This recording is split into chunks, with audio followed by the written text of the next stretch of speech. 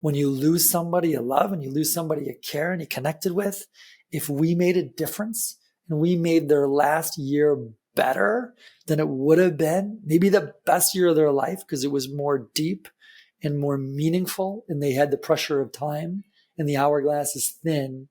If we made their life better through our sweat and our work and our effort and our energy, then we have done everything in our power to be good people and make a difference. The water's fine, homie, jump into the deep end. Sow it, you will reap it. We talking how to start it, how to grow it, how to keep it. Take a deep breath. You are now rocking with Founder Secrets. Jonny Imerman, welcome to Founder Secrets. Love you, Taylor. Always good to see you, gentlemen. Pleasure to be here. Thanks so much for having me. Jonny is the founder of Imerman Angels, of CLŌZTALK, but more importantly, I think he's the kindest person I've ever met. And I think Taylor would agree, even though he's only met him a few times. Big heart. It's just incredible how generous you are with everybody around you. And we're going to talk a little bit about that. But our icebreaker we're going to start with is who outside of family. So a lot of people are like, oh, my father had a big influence, which is true in my case. But anyway, who outside of family had a big influence or the biggest influence on your life? You know, first of all, thanks for the kind words. And I don't know if I can beat Louisville.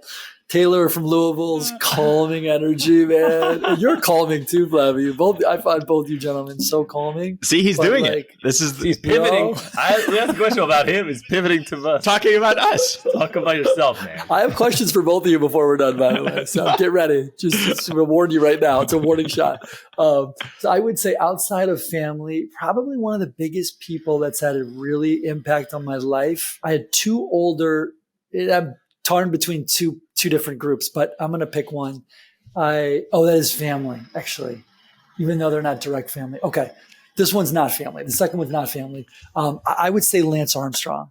You know, I was diagnosed with pretty advanced cancer, testicular cancer in 2001. I was 26. I was 3.5 years out of college. I was trying to figure out who I was, you know, going on dates with girls, hanging out with friends, going to bars, building a career, working a lot of hours, trying to be like, figure out life. And then all of a sudden I got diagnosed, you know, spent 2 years sleeping at my mom's house. I left my house, moved back in with my mom. She would drive me to chemo 8 hours a day. For 2 years, I was either at the hospital or my mom's house, you know, and the biggest effect on my life then during that period, and probably even today, was reading Lance Armstrong's book called It's Not About the Bike, My Journey Back to Life. You know, it's really about life, right? The bike was just something he was really good at.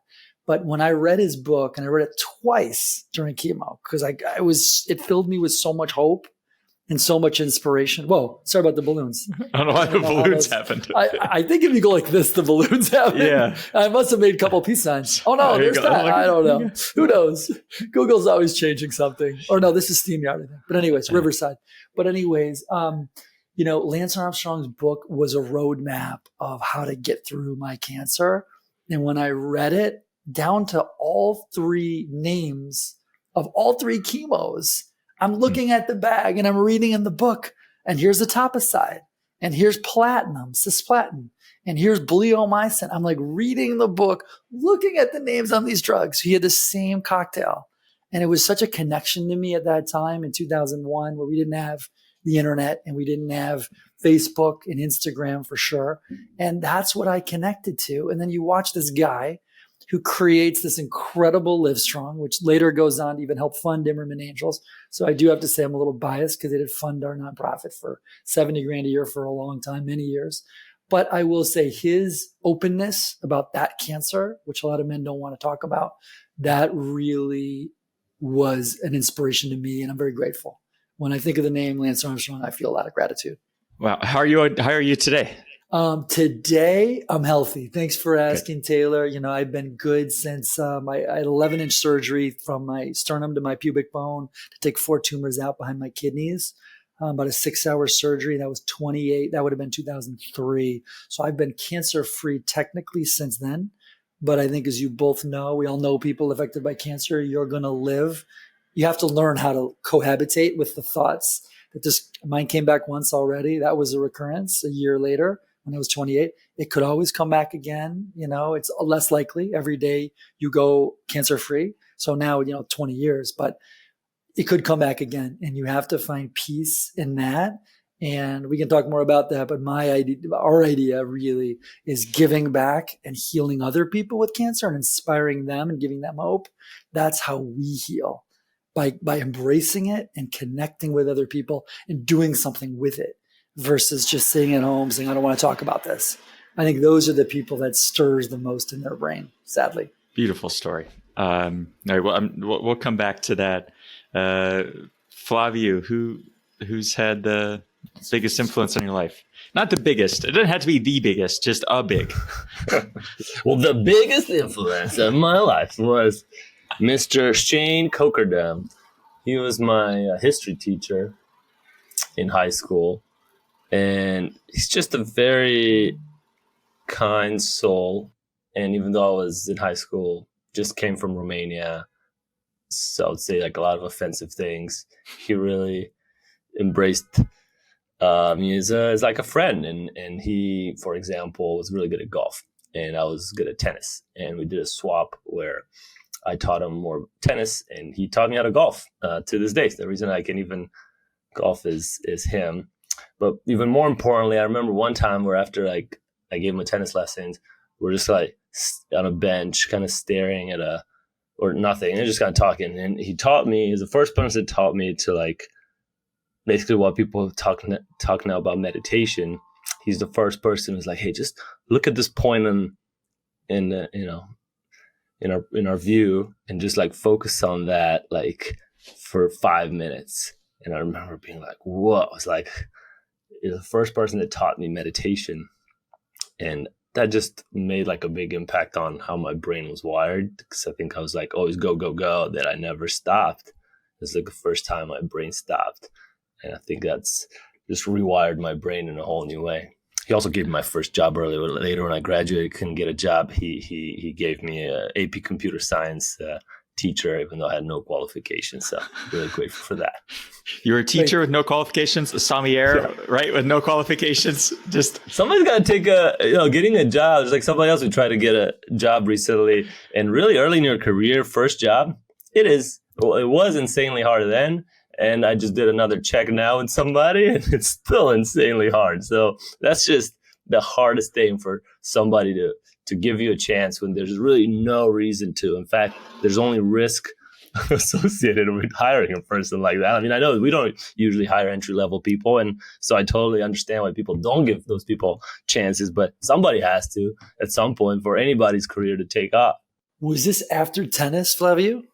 So a tennis teacher, and then you met this guy?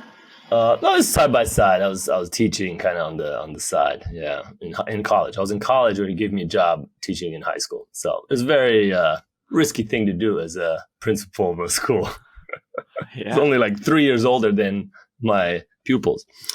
But enough about me. Taylor, who's the person who's made a big impact on you? Well, the first person that came to mind, aside from family, because there's a lot of family I could say, but the first person that came to mind is this guy named Bill Lehman. So he passed away, but he was a SCORE mentor. So SCORE is this nonprofit where retired executives give back their time.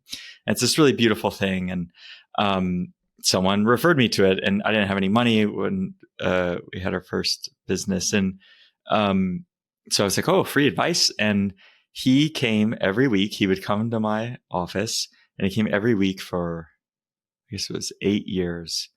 And this tremendous, it was a very chaotic period of my life. I was very young. He initially coached I had a co-founder at my media agency. We each owned 50% of the business. So initially it was me and him both being coached by Bill. And then, I bought him out, and he left the business. And then I just got direct one-on-one coaching. And there are Billisms that I think of all the time. So someone close to me was like trying to get this job, was trying to, not an actual job, but trying to win a job in their business, like trying to win a proposal.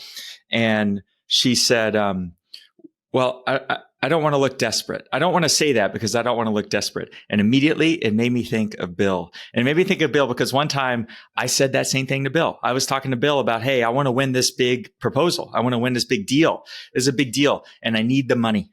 And if we don't win this money, if I don't win this job and I don't go get the money, this would be very, very bad. You know, I might go out of business or what have you. And I needed the money to make payroll, really is what it was.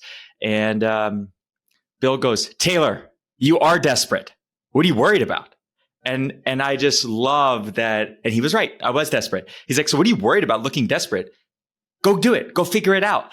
And I just needed that so much. And so every week he would give me these little, it wasn't every week that he would say these profound things, but a lot of it was he would just say the same thing every week. And that's what I learned and then he would say the same thing to me, just the same, hey, you need to figure out recurring revenue. He was talking to me about recurring revenue, which I now have today in this business. 15 years later, 12 years later, I finally listened to him. So then I would say things like I would come to a weekly meeting and I would act like it was my idea. I'm like, oh yeah, we got some recurring revenue. And he's like, yeah, I've only been telling you that for 3 years, 5 years. But he was wonderful. He passed of cancer, but just a wonderful man and tremendous impact on my life. That is awesome. How'd you meet him? Through SCORE. So he was just SCORE. He was just a mentor, and he ran a software company for a long time in Chicago, and was just this lovely guy. He was retired, and he didn't do it for any money, and he was just a calming, wonderful presence. And were you in Chicago at that time? No. He moved to Louisville, so he retired in Louisville. So he. What's his last name? Just curious. Lehman. I ended up being in his funeral. So it was very nice. They asked me to be a pallbearer in his funeral. It was very nice. Lovely family. Just profound impact on my life. Well, that says how much he cared about you and believed in you, right? That he, of all the people, this successful entrepreneur could have asked to be like a small group at his funeral, and he wanted you to do that. I mean, I'm sure you gave him a lot of joy watching you do well. You're gonna make me cry, Johnny. All right, let's. Yeah, it's awesome, man. I've never done that for somebody. This is what Johnny does. I know. I've never been a pallbearer. I mean, that is an incredible honor. I mean, and maybe even higher than like standing up for somebody in a wedding. I was pallbearer all the time. In my hometown in Romania, people were dying all the time on our street, and I'd be like who? They're running out of pallbearers. Like, come on, kids, come over here. We need some more. And I was constantly like carrying coffins. Why were people dying all the time? I don't know. Now that I think about it, I'm not sure. Nobody was asking. All right. Well, back to Johnny. Johnny, after the story of cancer, by the way, Johnny has an amazing TED talk about his story, which is so incredible in his fight with cancer. And what's interesting is, you said you started this nonprofit called Imerman, your last name being Imerman, Angels. Maybe talk about, or maybe just start that and grow it too. I mean, like you said, you got Lance Armstrong. How did you get Lance Armstrong to donate on a recurring basis to this nonprofit you started? Well, thank you. It's been a team effort since day one, and in the very beginning, a group. And I'm sorry about the drilling going on. This is the first day ever. Well, I haven't been home during the day in a while, but apparently there's drilling out here. I'll try to talk loud so it's not too loud so you guys can hear me. But a group of young survivors and we all met randomly at the hospital. We were all young, and we're like, we got to get back. We got to find purpose. And it was crazy when you around the room, we're all like had the same problem. We're like, where's the broken part of the system? Where's the crack in the system? How can we give back and fill a crack? And we all felt the crack was we were isolated. We didn't know other young adult cancer people. And if there were people in the cancer center, but we were like, you look around and most of them are older. And you want to connect with young people who understand, who like look like you and have the same issues like you, career development, dating issues, maybe fertility. You just don't have those issues when you're 70 years old, usually. So we all decided together that we're going to build a network and community. And my mom started meeting all these young survivors who wanted to give back. And she's like, they're so selfless. They don't want anything. They just want to help people. and you should just call it Imerman Angels. They're like angels. They just want to do good. And so we never thought we would take it this far. I thought, oh, we'd be volunteer. People used to give us money. We'd be like, no, give it to the American Cancer Society. We don't take money. We just didn't want to deal with all the administrative stuff. And I never founded an organization or co-founded anything. I just didn't know how to do that. So we just kept giving money away to other people. And then we finally realized there's something bigger here, that the need was so massive that we should build something. And so we created this 501c3 back in about 05, 06. I moved to Chicago from Detroit, and it's called Imerman Angels. And if anyone, any age, anywhere on the planet, Romania, you could be in Paris, you could be in Africa, you could be in Chile, anyone will introduce you to someone who already beat the same cancer that you have. Same age, same cancer, same stage level, same treatments. It's like your future you coming back to say, here's what's going to happen to you. And here's what you need to know. And guess what? I survived. And then you can prove to somebody there's hope if at least one person in the same shoes at the same spreading level conquered that cancer. It's like it can happen to you. You can beat it too. So that became our model. We quickly learned we wanted to be a one-on-one, not a group support, because the group supports were already being done by groups like American Cancer Society, Gilda's Club at the time, Cancer Support Community today is a huge one. And we want to be a complement. We didn't want to copy what other people are doing. Let's each own our own channel, and then let's cross-refer. And that's the best thing for the cancer people, right? Is, we're not doing the same things. We're doing different things to be the best in our channel. And then we're sending people back and forth based on what they need. So that's what Imerman Angels does. It also helps caregivers. Could be a parent with a 4-year-old daughter named Isabel who has cancer. And we got to hook those parents up with other parents that can say, hey, my kid is now 14. But when she was 4, she went through chemo and she did treatment and she lost her hair and now she grew it back. And look at Isabel today. Here's her picture. She looks normal and she's back in school and she has friends and she's going to have a great life and she could live to 100. That's the kind of hope and connection that those parents need in that first week with another set of parents that have been through it. And they're out there and they want to do it. And people ask a lot, well, why do people do this? And there's really one word, it's gratitude. They're so grateful to be able to be on the other side of it that they want to find meaning and purpose and give it back. So you started this with your mother. It was you and your mother? My mom named it. I would say our family started it, but really the co-founders are all that young group in the 20s of young adult cancer survivors who basically immediately became friends. And we're like, we got to do something. And we were like, we had everything in common. We had all the reasons to be friends because we all were like, oh, we just went through this trauma. Like we all relate to it. Let's do this together. It really was, I think any nonprofit that's out there, there's always co-founders. And anybody tells you they're a founder of something, I wouldn't believe them. It takes a team and it takes a team. And we had a great team in the beginning that just was really dedicated. And so how, 20 years, so you started that in 05. So I mean, you've been part of this for a long time. Like fast forward to today, are you still really involved? How do you feel about your name being tied to it? Is that, is it part of a legacy? How do you feel about those things? Where is it? I have a lot of opinions on feelings about the name part. So I'm going to start with that part of the question, Taylor. I really wish this was called Cancer Connect. And we met with Edelman and all these big PR companies about 4 or 5 years in.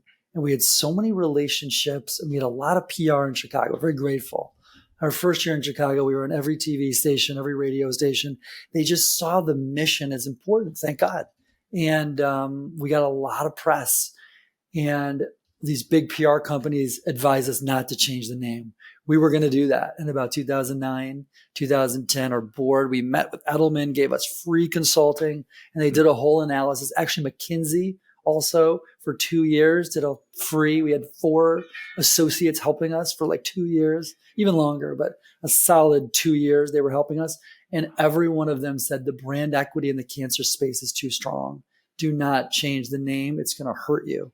So I really wish it was something different, but the reality is it is what it is. And we finally owned it and said, let's just keep it. But it makes me feel weird that it has my last name in it because I am not there now, coming back to your other part of the question, I am not full-time anymore. And it never should be about one person. Lance Armstrong Foundation started Lance Armstrong Foundation, but then they had different reasons than we do, but they shifted to Livestrong. I'm not going to get into all that. That's the whole thing. Again, I told you. How did you get Lance to contribute? I never answered. How you get Lance to So contribute? Livestrong deserves a ton of credit. Lance, in my opinion, deserves a lot of credit for co-founding it. But the reality is they were I feel, the leaders and pioneers of the young cancer movement in the early 2000s, where prior to that, before 2000, it was you were a ped with cancer, you're 4 years old, you're 10 years old, you're a kid with cancer, or you are an adult with cancer. There were two types of people with cancer, right? You're a kid or you're an adult. Livestrong basically, and Lance, he was 25 when he had it. They pushed this movement so hard to say, no. There's a group in the middle, the young adults, and they're different. And the needs are different. And the life stages are different. And they're building careers. Maybe they're founders of a startup. Maybe they're dating issues. Maybe they have a little 3-year-old girl and they have a little kid. That's different issues than somebody who's 70 years old or 60 years old. So what they did is they started putting on these enormous, massive conferences. And we were very grateful to connect with them and get invited. They would fly everybody out. My favorite one was 2009 in Ireland for a week. We had 1,000 cancer leaders, including Harold Freeman, who's right up the street here in Harlem, who runs the Ralph Lauren Cancer Center, trained at Sloan Kettering. Now he runs the cancer center here. He's on the board of Livestrong. There were leaders from Africa, leaders from Europe, Romania for sure. There's no doubt, Flavio. They were from everywhere in the world. And all the cancer groups that work with people, we all came together and we met and we spent a week together saying, how do we work together? How do we collaborate? How do we change the cancer world? And also, how do we make sure everybody recognizes the young cancer movement is different? They're not peds, but they're not adults either. They're in the middle. And so Livestrong learned about what we were doing, invited us to that. We got to know them. We got to know Lance. And then they started funding us about $70,000 a year, which went on until about 2013 when Lance went on Oprah. And again, I won't get into all the details there, but things changed and their funding went down. It's still, a big organization. And my really good friend, Suzanne Stone, is now the CEO. And she's incredible. Watch Livestrong. They're going to do great things. She just became CEO this year. They're going to go up and up and up again. She's bringing back the old logo. They changed the logo. They changed the name. She's like, nope, we're going back to the wristbands. We're going back to the old logo. Oh, dude, I still have one of those wristbands somewhere. Yeah. Livestrong, watch out because they're back. They're going to be back. And she's incredible.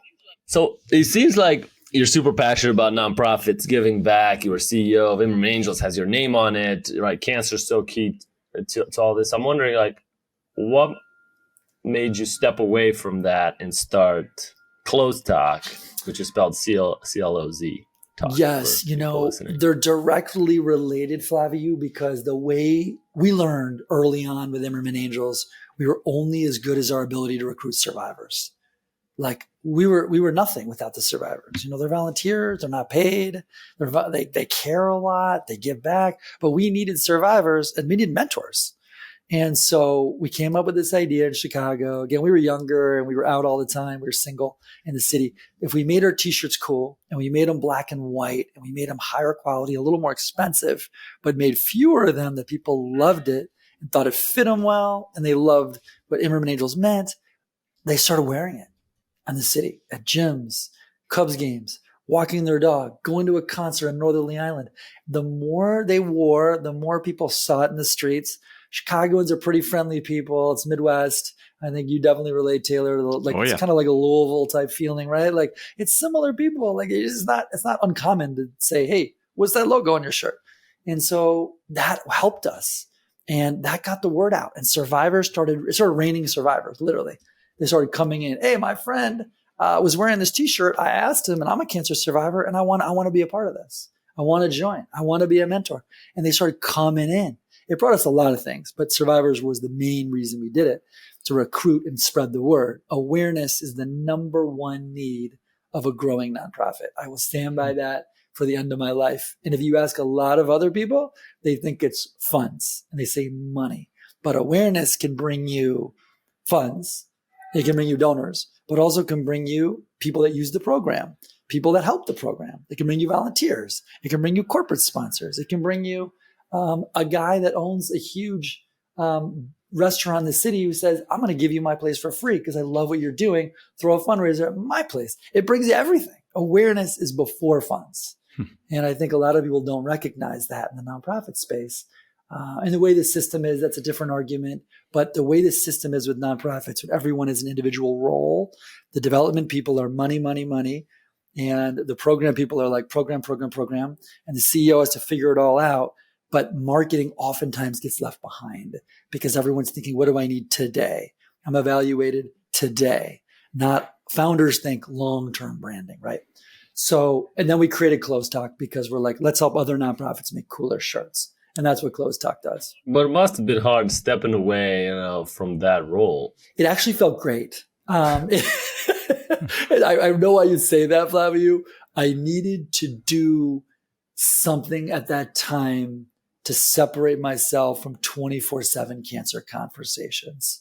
My mental health started to hit a point where I was like, I am talking about cancer at the gym because and it's great. I'm not mad at it, but I run into my friends at the gym. Oh my gosh, my aunt has cancer. Oh my God, my grandmother. Oh my God, can you help this? It was like every conversation, everyone I knew kept coming back to cancer. It was one of the reasons I left Chicago to move to New York, to just get a little separation from it. And I can do cancer 20% of the time. I can't do it 100%. I don't think I can do anything 100% of the time. I don't think I can do hanging out on the beaches of Bali 100% of the time. I would get bored of that, right? So it's like it was all the time. And I don't mean that in a bad way. It wasn't that I didn't care, because I care a lot. It was that we need other people to be the face of the org and drive this thing. And I want to do this in my part-time. I want to do this some days, but not every day. And then I want to help causes in other ways. That's how I felt at that time. That makes sense. It's interesting how each city has kind of its own identity for you. And Chicago had that big Cancer Imerman Angels identity. Now in New York, it's CLŌZTALK, which makes this beautiful apparel for nonprofits. You guys just passed 500 nonprofits. Congratulations. It's a huge deal. Almost 500. We're just about, but we're close. We're 99. Almost there. Wow. One of our biggest buyers is Flavio Simahaya. We appreciate you, man. Flavio, where's our stuff? Yeah, everybody should go to CLŌZTALK and check out the awesome apparel. Well, I thought it was interesting. Tell me why you decided to make CLŌZTALK a for-profit versus a nonprofit. Great question, Flavio. We didn't want to have competing nonprofits now with different development people and different people trying to raise funds and money. And now we have two. That's part of it. The other part of it is, I think, the future. I was kind of excited to do something different with a different structure. We're a registered certified B Corp, which really bounds us to solving social problems, which we want to do. And we want to be as sustainable as we can. CLŌZTALK, 100% of our packaging is recyclable. Every t-shirt has 4 recycled water bottles in it. Every tank top, at least 4 recycled water bottles. Every long sleeve, 4 recycled water bottles. So, it's being a more conscious business person, but we'd never done that before. And we're kind of excited to do something different. And again, we did not want to have a competing nonprofit. I wanted Imerman Angels to be, which my family, the number one thing we donate to is Imerman Angels. And so we wanted to be different. Also, another key difference, there's no board members, there are no volunteers, and there's no way to donate, right? Now you have a product when you have a company. Right. It's just a little different. It's a little more nimble. Imerman Angels has 4 boards, about 100 board members across 4 boards. From our young professional board, like 30, 40 people are on that one. We have a medical advisory board, about 20 docs, nurses, social workers, PhDs. Oh. We have an impact committee, which is like a stepping stone to the big board. It's like a trial board. Let's see how you do. You're in your 30s or 40s. You're great, but we're not going to put you on the exec board yet. And then we have the exec board that has, some really amazing, influential people who care and give a lot. There's just a lot going on with that structure. And I was excited to be more nimble. with something like a B Corp. Makes sense. I know how passionate you are about B Corps. At least you see CLŌZTALK. A lot of people that start for-profits have a dream of certain, revenue, profit, selling it. What do you think of in your wildest dreams? Where do you see CLŌZTALK getting to? Our dream is the streets of New York, SF, LA, even in Romania one day, hopefully, that people are literally being like, well, I'm going to the gym today. Of course I'm wearing a cause. Like, I'm doing nothing out of my way. Like, why would I wear a plain black t-shirt?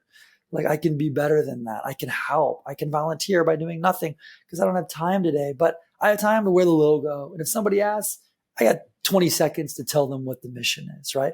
So when we change behavior and people are thinking differently, it's really all about awareness of causes to help them grow.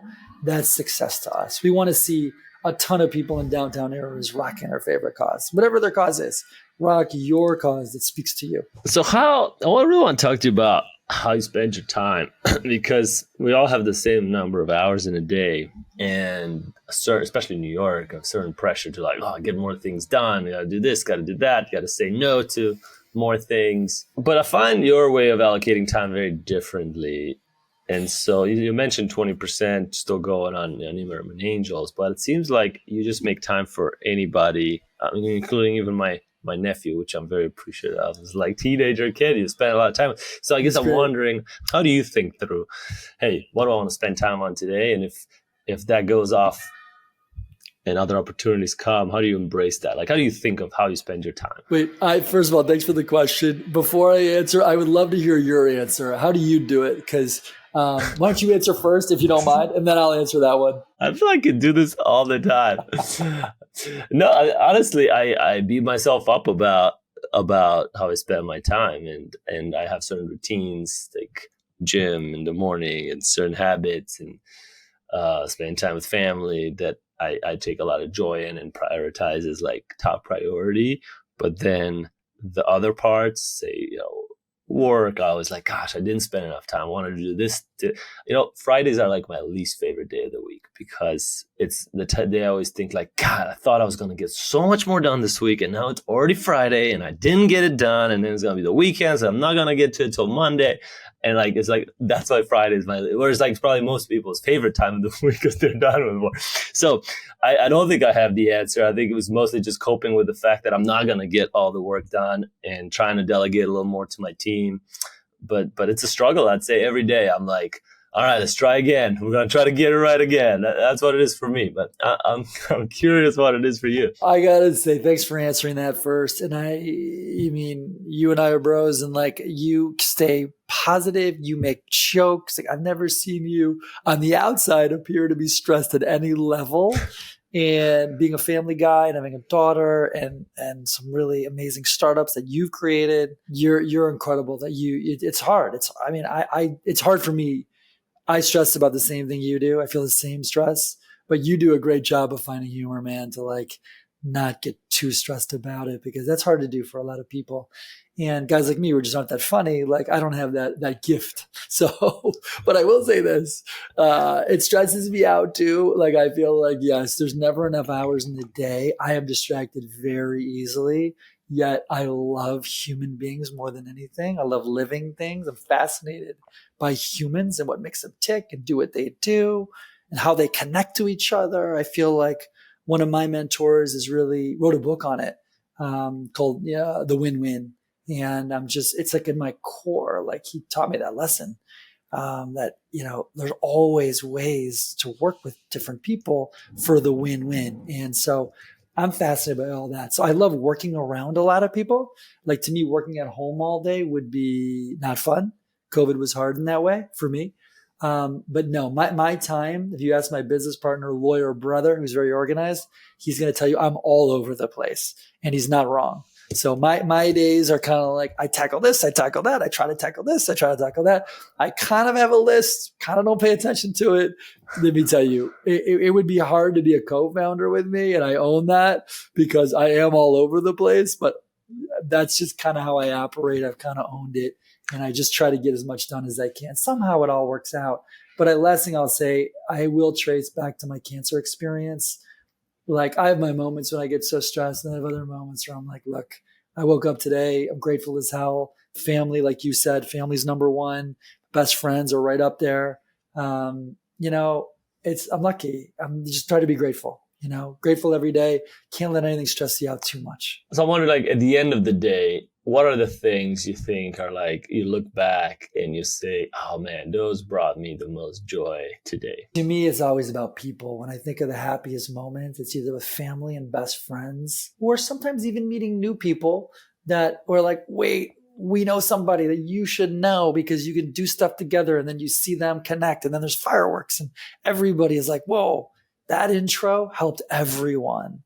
Those, when I think of my happiest moments, those are, and of course the cancer, like, it's the best when you hook up somebody who's like terrified and they just get diagnosed with cancer with this survivor over here. And then literally they talk for 2 hours.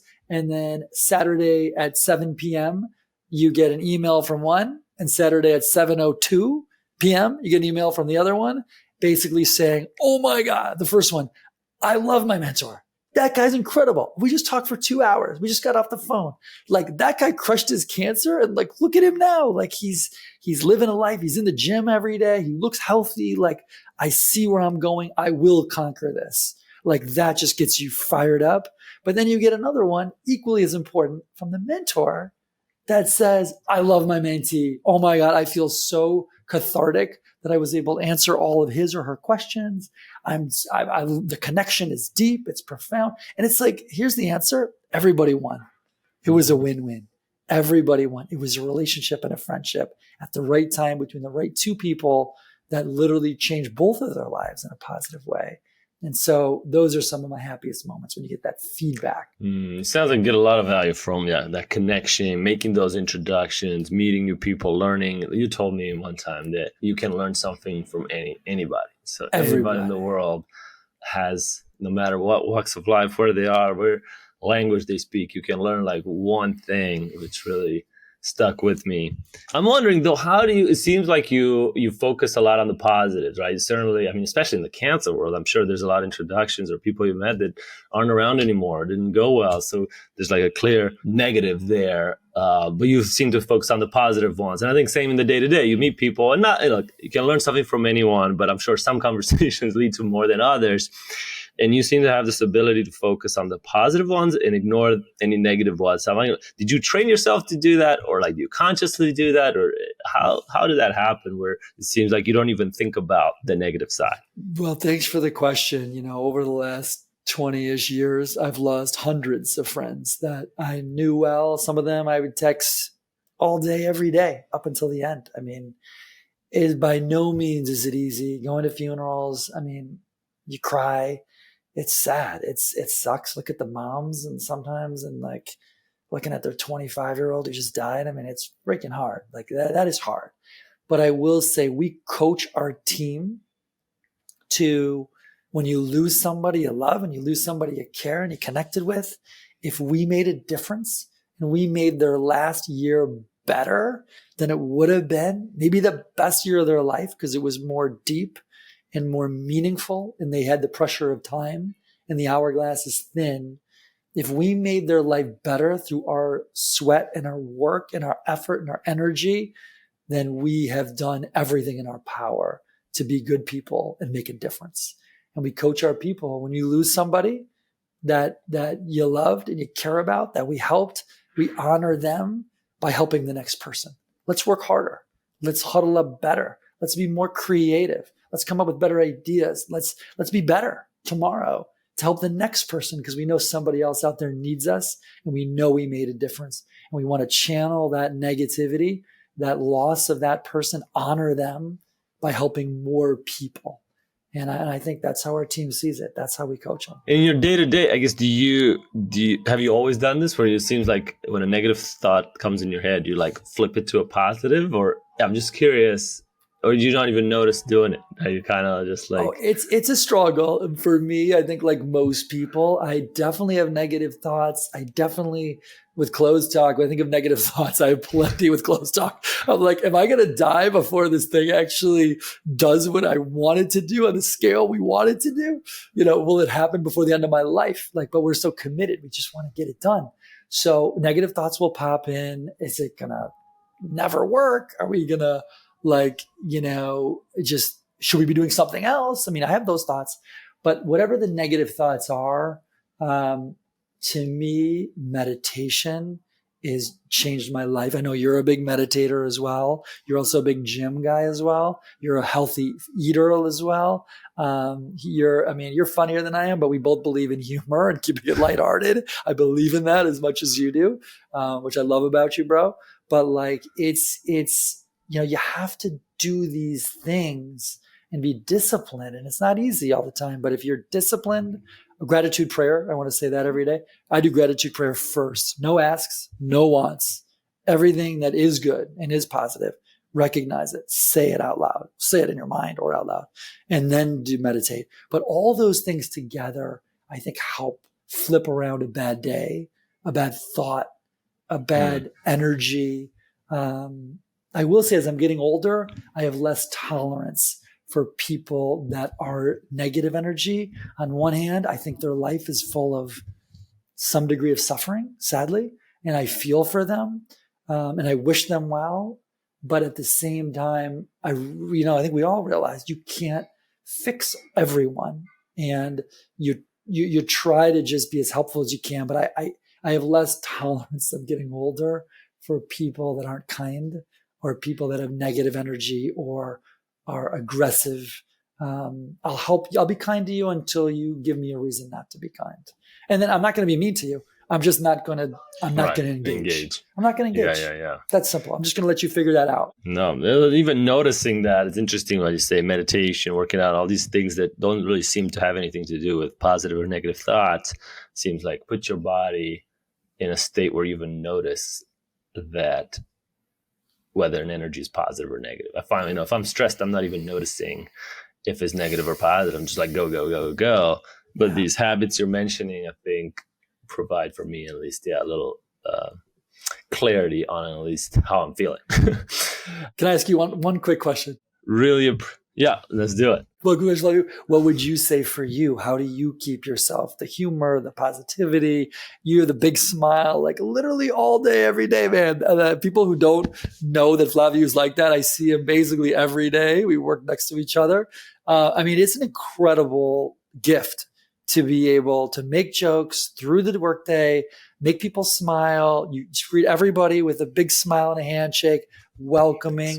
How do you do that? Yeah, I'll share on my calendar. If I pull it up, the first thing on my calendar is just a reminder. Every day, it's a recurring item every day. That's just a reminder. And it says, "He only earns freedom who must reconquer it each day." And what that means for me is just kind of got to bring it up each day. It's not just going to happen, right? So I really got to think about, okay, what do I want to bring today? And so it's definitely a conscious decision for me. It doesn't just naturally happen. Honestly, being from Eastern Europe, I more naturally gravitate towards negative thoughts and sort of using my humor as a weapon at people. So that would be more my default in terms of system being raised in Eastern Europe. So it takes a conscious effort to use it for positivity and joy. So, but it's a challenge each day. So that's, some days I do better than others, and I appreciate your kind words, man. Well, all your friends, first of all, thanks for sharing that. That's awesome. But all your friends think you're winning every day, man. To us, you're winning every day. Dude, thank you so much. As we wrap, last question is, what is maybe a life hack that's made a big impact on your life recently? Maybe something you do, a little habit, or anything that you want to share with other young entrepreneurs? This is more of a health and wellness hack maybe than it is how to run an awesome company. But I think it's the one of the cornerstones to be healthy is, to be able to be good at your job, good leader, run a good company, build a good company. So I'm a big believer, and I've been doing this more and more now, to try to stand up at the desk at work and everyone has different jobs. Some people are at the desk, some people are not. But as much as you can, alternate 2 hours standing up, 2-3 hours standing up on a standing desk, which I love that the best, and then sit for 2 hours and then stand up for 2 hours. And I have some friends in the wellness space who've taught me this, that it's better for your back long-term, especially as we get older. And it also, like, I feel like you're not using the same muscles all the time. You're just doing different things.